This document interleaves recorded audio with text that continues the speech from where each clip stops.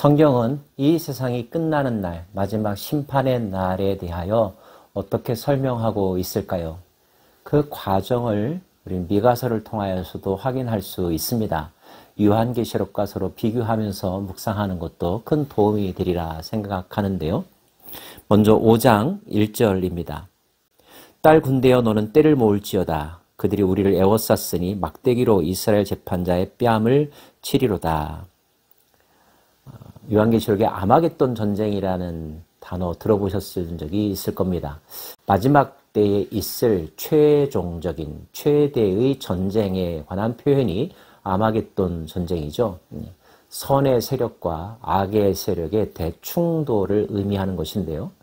미가서의 1절 말씀은 바로 그와 같은 장면을 이야기하는 것입니다. 딸 군대여 예루살렘, 유다 백성들의 군대들이 총동원령을 내렸다는 거죠. 그렇게 한 이유는 그들이 우리를 애워쌌기 때문입니다. 여기서 그들은 누구일까요? 악의 세력들을 의미합니다. 그러므로 최후의 전쟁을 준비하라는 뜻입니다. 긴장이 흐르겠죠. 승패가 어떻게 날지 아무도 모르니까요. 두려운 마음도 들 것입니다. 그러나 하나님은 유다 백성들로 하여금 하나님의 사람들로 하여금 두려워하지 말아야 될 이유를 말씀해 주십니다. 베들레헴 에브라다야 너는 유다 족속 중에 작을지라도 이스라엘을 다스릴 자가 내게로 나올 것이라. 그의 근본은 상고에 영원에 있느니라. 그러므로 여인이 해산하기까지 그들을 붙여 두시겠고 그 후에는 그의 형제 가운데서 남은 자가 이스라엘 자손에게로 돌아오리니 그가 여호와의 능력과 그의 하나님 여호와의 이름의 위엄을 의지하고 서서 목축하니 그들이 거주할 것이라. 이제 그가 창대하여 땅끝까지 미치리라. 이 사람은 평강이 될 것이라. 한 사람의 등장을 예언하고 있습니다. 출생지도 꼭 집어서 설명해 주고 있는데요. 베들레헴 에브라다야 라고 말하고 있습니다. 자그마한 동네이지만 결코 작지 아니하다 하시면서 이유는 유다를 다스릴 새로운 지도자가 바로 그곳에서 나올 것이라 하십니다. 이 말씀은 신약에서 예수님의 탄생과 연결되어 메시아 예언에 관한 말씀 그리고 성취된 말씀으로 우리들에게 설명되죠. 그곳에서 태어날 자, 장차 이스라엘을 다스릴 자는 어떤 분일까요? 여인이 해산하기까지, 즉 그 아이가 태어날 때까지는 그들을 붙여두시겠고 해산의 과정에는 그들이 어려움을 겪을 거라는 것입니다. 하지만 해산하고 난 이후에는 그의 형제 가운데 남은 자가 이스라엘 자손에게로 돌아오리라. 남은 자들이 돌아올 거라는 거죠. 앞장에서 해산의 고통이라고 하는 단어 살펴보았습니다. 남유다의 멸망은 마치 해산의 고통과 같은 거라는 거죠. 악인들이야 철저하게 짓밟히는 일이 발생한다고 했습니다. 하지만 그것으로 끝나지 않는다는 말씀도 하셨죠.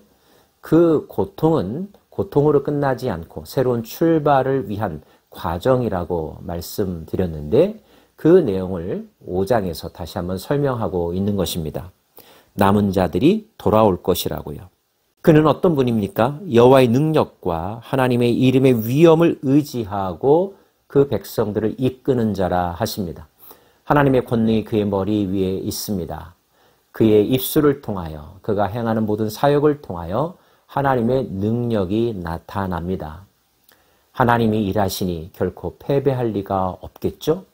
결국 그는 그 전쟁을 이끌고 전쟁에서 승리합니다. 그리고 그 땅에 평화를 가져올 것입니다. 유대 땅 베들레헴에서 난 자가 평강이 될 것이라는 말씀입니다. 아수르 사람이 우리 땅에 들어와서 우리 궁들을 밟을 때 우리가 7 목자와 8 군왕을 일으켜 그를 치리니 그들이 칼로 아수르 땅을 황폐하게 하며 니무르 땅 어귀를 황폐하게 하리라.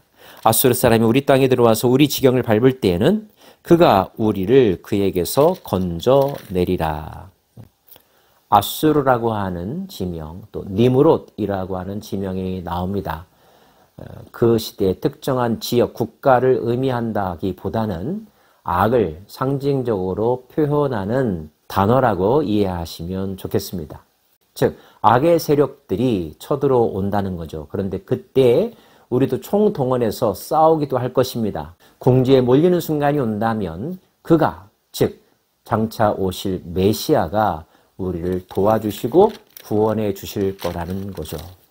일촉즉발의 위기가 있고 밀고 당기는 전투의 양상이 계속되지만 결정적인 순간 그분의 도우심, 그분의 개입으로 말미암아 선한 세력들이 승리할 거라는 것이 하나님께서 보여주신 미래의 모습입니다. 결국 야곱의 남은 자는 많은 백성 가운데 있으리니 그들은 여호와께로부터 내리는 이슬 같고 풀 위에 내리는 단비 같아서 사람을 기다리지 아니하며 인생을 기다리지 아니할 것이며, 남은 자들, 그 치열한 전쟁과 박해 속에서 하나님을 기억하고 하나님의 말씀대로 순종하려고 하는 자들, 끝까지 믿음을 지킨 자들, 그들이 바로 남은 자들인데 그들을 여호와로부터 내리는 이슬 같다고 표현하고 있습니다. 8절에는 수풀의 짐승들 중에 사자 같고 양떼 중에 젊은 사자 같다고 말하고 있습니다. 전쟁에서 승리할 거라는 뜻입니다. 내 손이 내 대적들 위에 들려서 내 모든 원수를 진멸하기를 바라노라. 그림이 그려지십니까? 베들레헴에서 난 자, 즉 메시아가 앞장서고 메시아가 그의 백성들을 도와줍니다. 그의 백성들도 힘을 얻어서 악의 세력들과 대결투를 벌이고 그 결투에서 결국 승리한다는 뜻입니다. 승리의 결과는 어떻게 될까요? 남은 악의 세력들이 완전히 멸절되는 거죠. 하나님이 그들을 어떻게 심판하는지 설명해 주고 있는데요. 10절 말씀입니다. 여호와께서 이르시되 그날에 이르러는 내가 내 군마를 내 가운데서 멸절하며 내 병거를 부수며 내 모든 견고한 성을 무너뜨릴 것이며 내 복수를 내 손에서 끊을 것이며 내가 새긴 우상과 주상을 너희 가운데서 멸절할 것이며 내 아세라 목상을 너희 가운데서 빼버리고 이 성읍들을 내 성읍들을 멸할 것이며, 악인들이 자랑했던 앞장서서 내세웠던 모든 세력들을 하나님이 심판하신다, 멸절시키신다 하십니다. 누구를 통해서요? 남은 자들을 통하여서. 누구를 통하여서요?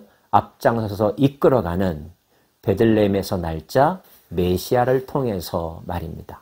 요한계시록에도 백마 타신 분이 내려와서 모든 악한 세력들을 진멸하신다는 표현이 있습니다. 이 모든 설명들이 분명하게 증언하는 바는 이것입니다. 하나님이 승리하신다. 하나님의 군대가 승리한다라는 거죠. 최종적인 승리를 거머쥘 자에게 마음을 두고 그 편에 서는 것이 지혜가 아닐까요?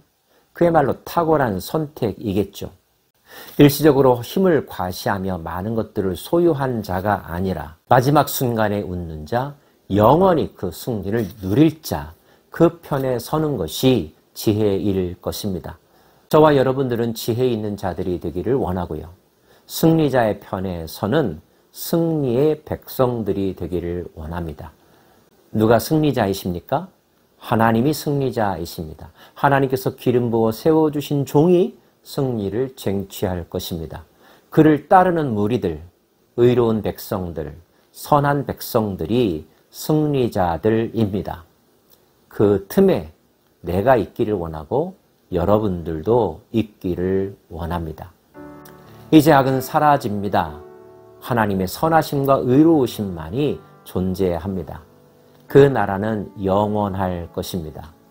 우리가 꿈꾸는 그 나라, 그 나라가 완전하게 우리의 삶에 실현될 때까지 해산의 고통이라 할 수 있는 이 어려운 때를 잘 견뎌낼 수 있기를 원합니다. 오직 믿음으로 산다는 말씀 붙잡고요. 하나님의 뜻에 복종함으로 이 어려운 시기를 견뎌내기를 원합니다. 끝까지 함께 가십시다.